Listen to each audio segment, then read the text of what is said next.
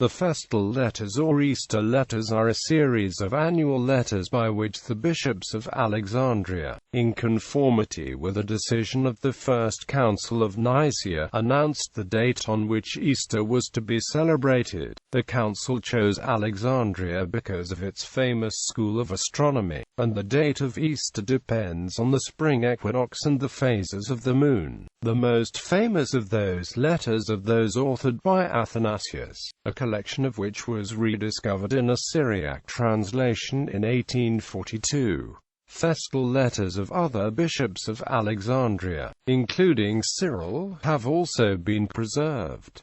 The 39th Festal Letter of Athanasius. Of the 45 Festal Letters of Athanasius, the 39th, written for Easter of AD 367, is of particular interest as regards the biblical canon. In this letter Athanasius lists the books of the Old Testament as 22 in accordance with Jewish tradition. To the books in the Tanakh he adds the book of Baruch and the letter of Jeremiah, but he excludes the book of Esther. He lists the books of the New Testament as the familiar 27, the 4 Gospels, the Acts of the Apostles, the 7 general epistles, the 14 Pauline epistles, and a book of Revelation. Although the order in which Athanasius places the books is different from what is now usual, his list is the earliest reference to the present canon of the New Testament. Athanasius reckons, not as part of the canon of Scripture, but as books appointed by the Fathers to be read by those who newly join us,